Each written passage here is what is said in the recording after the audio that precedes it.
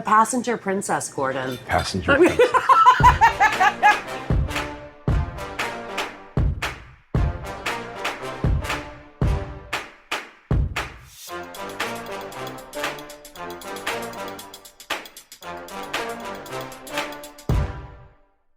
Here we go. Welcome to another episode of The Tiffany Show. Kojiko, your TV, Peterborough, Lindsay, and of course, my social media channels. We've rolled up to the beautiful downtown PTBO at Euphoria Wellness Spa in the Canoe Cafe. This next guest is an absolute local legend.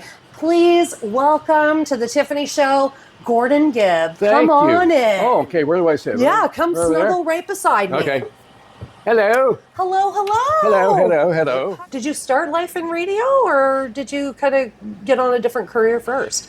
No, it started in radio, actually. I was always wanting to be a journalist, always loved to write, and I did some of that laterally, but radio kind of found me, and that's where it went. Wow. But, there it is. The fifth seed, the hockey book. Is this about hockey? Not really. Makes me think of Not hockey really. immediately. Yeah. Where can we buy this? I've got a whole stack of them at home. Oh. I was a participant in a rotating humor column in the Examiner for years. Oh my God. And so I took all of them and put them into a book. I get to read. Thank you. I signed it too. Oh, you did sign it. There you Oh, lucky me. So you got it. Oh, there's your Prime Minister book. Yeah, there's two of them here. This one was written for the tween market. It's illustrated, all about Lester Pearson. What's your fascination with Pearson?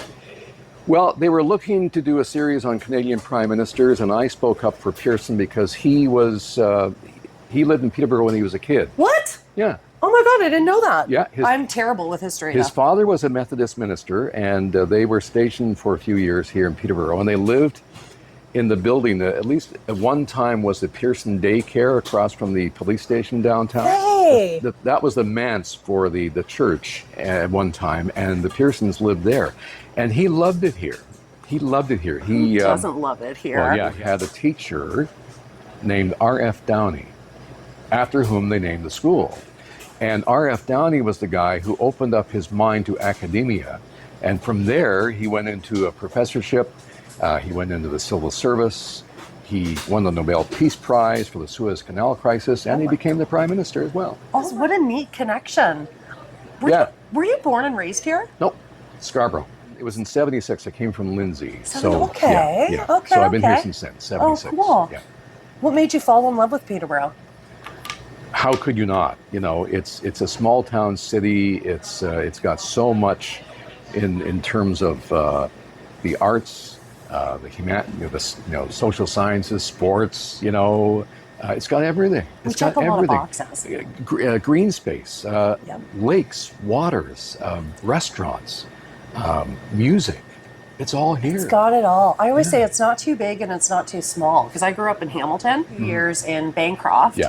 And then found my way in Peterborough, and I loved it because it wasn't too big and it wasn't too small. And anywhere in Peterborough takes 15 minutes, and do not complain to me ever about parking downtown. And there's no rush hour. It's more like a rush minute. Yeah. Can you maybe tell us a little bit about yourself? Well, I was born in Scarborough, as mentioned. My childhood was idyllic. We would spend the school year in Scarborough, just above Lawrence Avenue, where we lived. And then on the last day of school, we packed the car and went to Balsam Lake for the summer. That's where we had a family compound of 3 cottages. Cool. My parents and us, my siblings, my aunt, uncle, and cousin, and my grandparents had 3 cottages all together. So we were on a compound of a Balsam until Labor Day Monday, and that's when we came home. Yeah. So we were up there all summer. Just idyllic. Wow. What did your parents do, if you don't mind me asking? Dad was an auto mechanic, and then he got his green card and moved us down to Florida when I was 11. My mom basically was just a homemaker. How long were you in Florida? Off and on for about 3 years. Oh, that's kind of cool. Yeah, it was. It's a whole different lifestyle, of course, because it's, there's no snow, when Santa comes, he comes on a sleigh with wheels as opposed to sleds, that kind of thing. And I kid you not, my first day of school in grade 6, the kids in the class really thought when they heard that I was from Canada that when you went to the border, the Canadian border, they gave you parkas and dog sleds. Oh my gosh. Regardless of the time of year. Because all they knew about us was snow. Yeah. Yeah. Oh my gosh, that is so funny. It's funny, yeah. That's stereotype, eh? Yeah. Yeah, well, so we were in Florida off and on for about 3 years. That's where I met Larry King before he became famous. What? That was kind of cool. What? Yeah. How? What capacity? I was in junior high, so grade 8 by then, and we did a class. It was like a vocational class, like what you want to do when you grow up, and it was like career day. And so we got a guy in who was in the state of Florida, in Miami specifically. He had a radio show, a TV show, and he wrote a newspaper column, and his name was Larry King. So he comes in. We walked into the classroom, and he's sitting at the teacher's desk, with his feet up on the desk. He was smoking a cigarette. No! Looked an absolute wreck. Like, this was when I think he was going through a divorce, and he had been in trouble with the law previous to that. He was just an absolute wreck. Looked like he was up all night, rumpled, And he starts off by saying, "Well, hello, I'm Larry King. What do you want to know?" What do you want to know? What did we want? We didn't know what we wanted. Yeah. But actually, he turned it around and began to interview us, which is what he does, right? Or it did, because Larry was insanely curious. He never prepared for an interview ever. Right. Ever. He was so well read, so well versed on everything, and it just came out of him. He was innately curious. And so he began to ask us questions about, okay, if you want to be a journalist, or if you want to be a radio host, or if you want to be a TV host, what do you think is involved in that? What do you think the preparation is for that? And the hour just sailed by as we would answer his questions as opposed to him answering ours, or us answering his. Yeah, anyway, it was great. And then it wasn't too long after that when he wound up on the Mutual radio network hosting his own national show on radio. And then he showed up on CNN, and the rest, as they say, is history. Oh my God. Was that like a catalyst for you? Yes and no. I think it might have been after the fact that I realized that you could combine 2 or 3 different genres. And so I combined radio with the writing, which is what I always want to do. I always wanted to do the writing. Yeah, interesting. Radio just found me. I didn't find it. But I was able to eventually do both of those. When I walked out of the classroom and shook his hand, and we all got to do that, I wish I had said, you know what, you would look great on TV if you took the jacket off and wore suspenders. But I didn't. I didn't think of it. It would have been fun. Yeah. Would have been fun. An afterthought. Yeah. Life is full of ups and downs. We've all got a journey. Yeah. I wondered if maybe you could share a little bit of your journey with us. Well, the journey for me was idyllic initially until it took a turn when we were down south. My parents began to drift apart when we were in Florida, and Dad would take longer and longer periods of time away from the home. My mom, who didn't have a career, she was a homemaker, and she was emotionally challenged in many ways. Right. So she, to compensate, all she basically did was just sit around the house, smoke and drink tea. And so it fell to me as the oldest to do things like grocery shopping. So it was myself and my sister, and I was 12 and she would have been 10.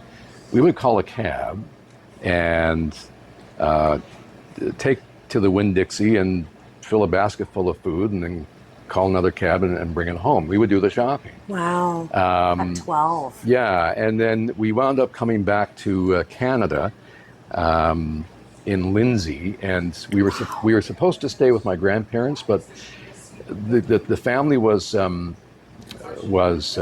in the same place. Myself and my 2 brothers were in one spot. My sister and my youngest brother, who was a baby, was in another spot with my mother. And Mom, in her wisdom, and it was the right decision, said we have to bring the family together. So right. She got us back together, but the only place we could afford was a rooming house across from what was then the Lindsay Jail. Oh, wow. And that was a hard winter. Yeah. We were in a set of rooms that were hastily constructed in a porch, a front porch. But there was no insulation, so we were sleeping in our coats, basically. That was a tough winter. Oh, that yeah. was. But, Mom was doing the best she could. Yeah. So that was a bit tough. Yeah. But then I wound up getting involved in some extracurricular clubs in high school in grade 10. I was doing the announcements on the PA in grade 10. Got involved in the newspaper club. Of course, yeah. And the radio club. We had 15 minutes every Sunday at the local radio station, which Stop. was right across the street. Yeah. What high school did you go to? LCBI. Okay, all right. Initially. When we moved across town, across the river, I had to relocate to Weldon, but for the first 2 years we were at LCBI. It's really neat, like these schools in Peterborough. It's like I wasn't born and raised here, so I like, and I hear everybody's got a story. It seems like too one of the high schools. Yeah. But pretty remarkable of your mother, right? Because like being a homemaker and like completely dependent on the partner. Yeah, she's working full time, right? But to have that transition where she had to come back here and bring all the kids together. Tough, yeah. Did you say, is it 5 of you? 5 siblings? 4. We have 4 siblings. Yeah. Okay. 1 sister, 3 boys. Yes. Are they all in Peterborough? No, my brothers are in Edmonton and out west, and my sister is not too close from here. She's in Omini. Oh, okay. Not too far at all. Not too. I love Omini. So cute out there. Yeah. Gordon, have you ever felt underestimated? And if so, how did you prove others wrong? Well, I had a guidance counselor in high school who was asking me about what my vocation was, and I thought, well, I'd like to go into writing, but also, I might go into broadcasting too, and he said, you'll never make it as a broadcaster. I didn't have the heart. I didn't have the heart to tell him that I was already on the air in Lindsay by that time. But, oh my God. At 15. At 15. But it's amazing what you can do if you have a work ethic. Yep. And I don't know how, confident I am. I tend to be not the most confident person per se, but I'm stubborn. So I just kept at it, and I think by luck and good grace, maybe I finally figured it out maybe 2 years before I retired. I was finally comfortable with really? myself. Yeah.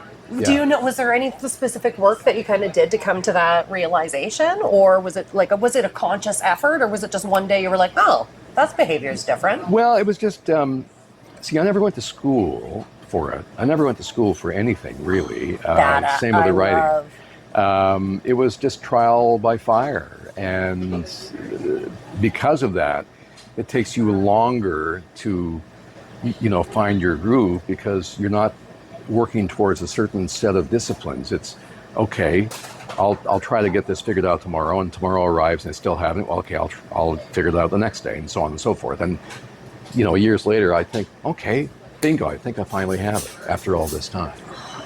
It was an experiment. I get so excited, like my cheeks hurt. Yeah, because I get such a big smile, because I didn't go to broadcasting school or sort of like have any of that. I went to Rec and Leisure, which helped me with my event planning, which is great. Yeah. But yeah, like and to hear your journey and ultimately like where you landed before you had retired, all of these things that you've accomplished, it's so motivating to me to like keep going, because it's like I don't know what I'm doing or what I'm like. There's no handbook, there's no direction manual, but it's like really just keep showing up. What other than the book that you took from the station, what is a rule you've broken that you're actually proud of? I guess it would be the writing part, because words have always come pretty easily to me. But there are authors like novelists who, maybe didn't have any particular specific training in writing either. They came up with a story, they came up with an idea, and you just do it. But in journalism circles, you really are expected to have some kind of a degree before you enter the world of writing, at least on an expanded stage. And I never really did any of that until the 80s, when I got involved in penning some things for local and regional publications. So I did a car column for the Examiner. I did a review column for the Examiner, humor column as well.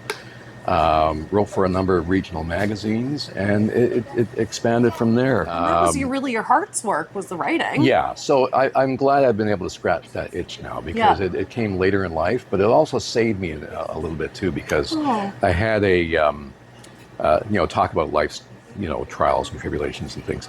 Had a situation happen in '86. I was involved in a car accident. Oh my gosh. In the hospital for a while, and then while I was in the hospital, my first wife and the mother of my two boys, she died. So I suddenly became a single dad as a result of that. And prior to that, talking about growing up, I was, and this is something that a lot of people don't know about, although it was a national story there for a while, is I was a teen dad.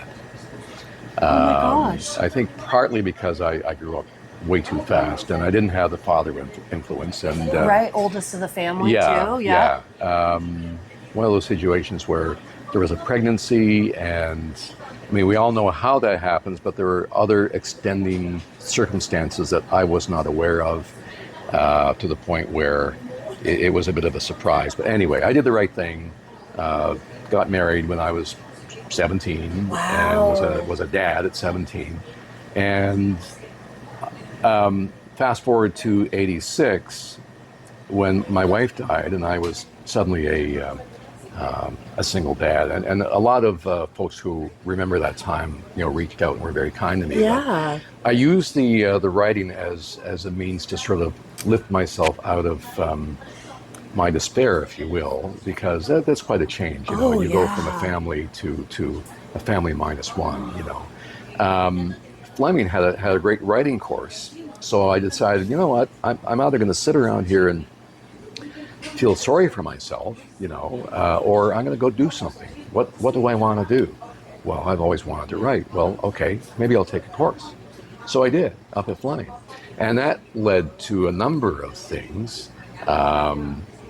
Our instructor was the editor of Broadcaster magazine, which was a national magazine serving the broadcasting industry. And I said, you know what? Her name was Linda Ashley, I believe. I don't know what she's doing now. We have the former head honcho of CTV in Toronto now running the station up at Checks. No way. You think there's a story there? She says, sure. Yeah, I think there is, if he'd consent to an interview. So Jack Ruddle was his name. Great fellow. He passed away a few years ago, but he said, yeah, sure. So my first published article nationally was in Broadcaster magazine about Peterborough and about Checks and about Jack Ruddle relocating from CTV, and how he made that journey and stuff like that. Wow. And then another time I was assigned regionally a story about a fellow who was with the CBC for years, Roy Bonesteel. He hosted a show called Man Alive for many, many years, but he lived in Trenton. And so there was a series of magazines that served the region, and I was assigned to go and interview Roy Bonesteel. So I did. Cool. And had a great visit with him. Loved to make sourdough bread. In fact, he sent me some sourdough bread home with me. And so, we're talking about his broadcasting history and the fact that he began in St. Catharines.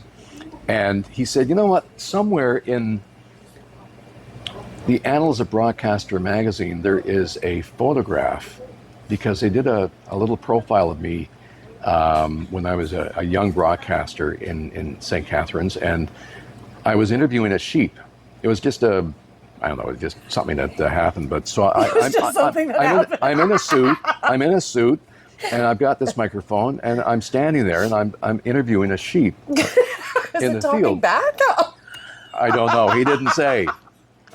I don't know if he spoke sheep or not, but he said, I'll bet you they had that in the archive somewhere. So I said, well, okay, I'll check. Stop. So so I called him up and said, look, I'm the guy who wrote this story about Jack Ruddle and the CTV Czechs Alliance, and I just came from Roy Bonesteel's place, and I've got the makings for a great story about his relationship with the CBC and the fact that he left the show because of the CBC hierarchy at that time. And by the way, there's a picture of him somewhere in your archives of him in a suit as a young man interviewing a sheep. And he said, there is?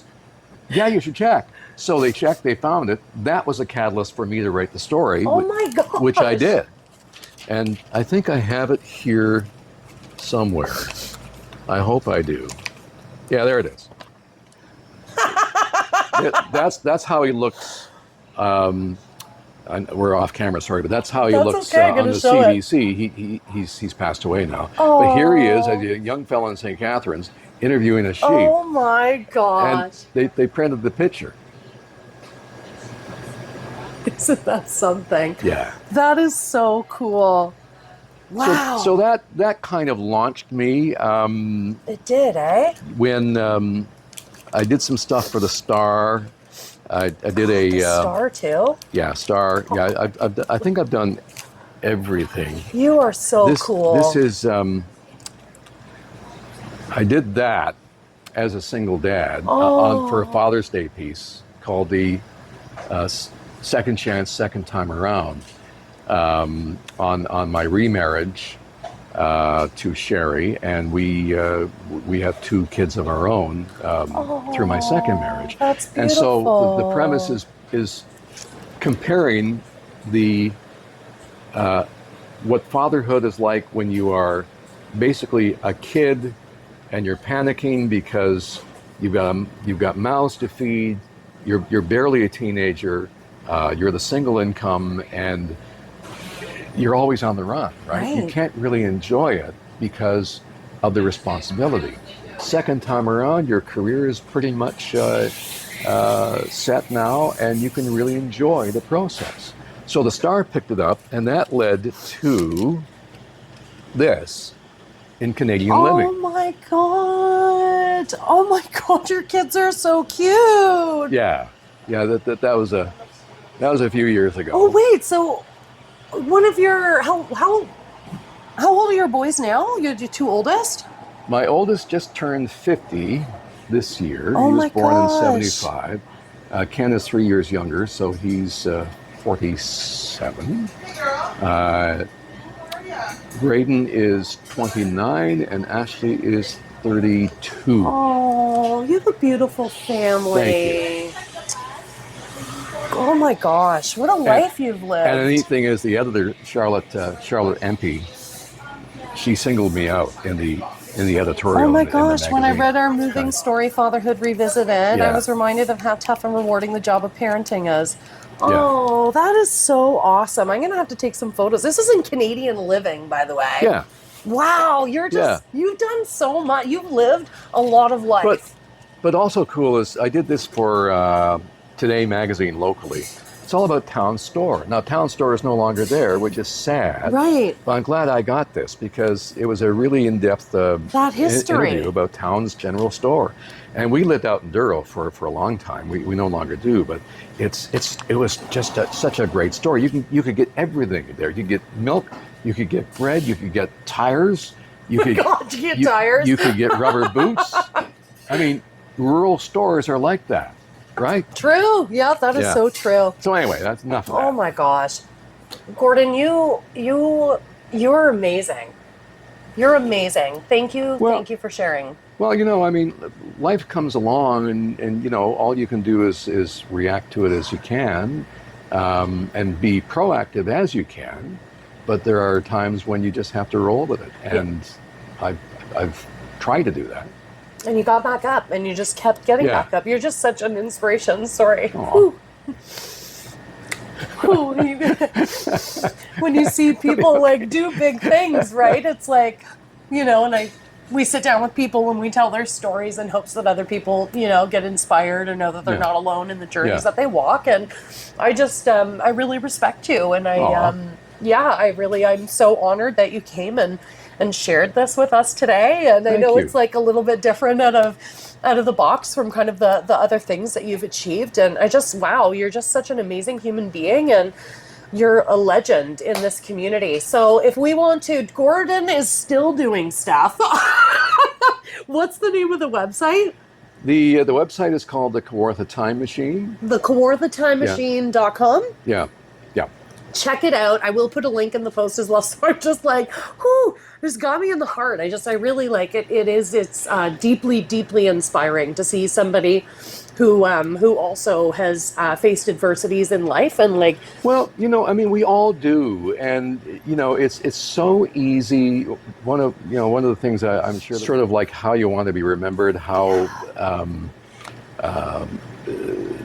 sort of the message you want to give, and it's so easy to be negative, and it's so easy to jump to conclusions based on how you perceive people, either a group of people or an organization or individuals. Right. You never know what shoes people are walking in, and empathy is so important. Take the high road. Don't jump to conclusions. Be kind. Be generous, be understanding. If you're not sure, don't say it, because this person may be looking like they're having the worst day. Maybe they're at the checkout, they're being nasty to you, and well, how dare they do that? Well, you don't know what they're facing. Yeah. And there's also people who look like they have the world is their oyster. They have it together. They're focused.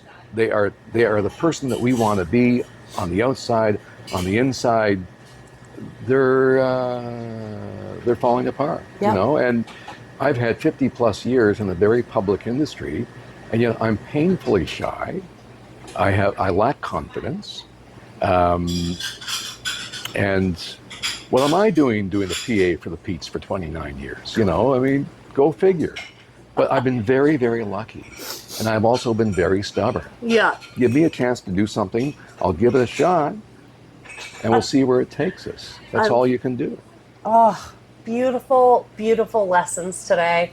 Gordon Gibb, thank you for joining us on the Tiffany Show. What an honor, a pleasure. It's way too neat. I appreciate you.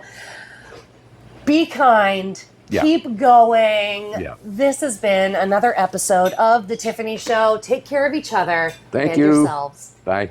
You're looking to sell your home or cottage? You want to work with someone who knows the market inside and out. Hi, I'm Sarah Evans, born and raised in Peterborough, Ontario. I'm very proud to call this great community home. Contact me today and I can promise to exceed your expectations. 705-768-6278 or visit sarahevans.ca. Not intended to solicit those currently under contract.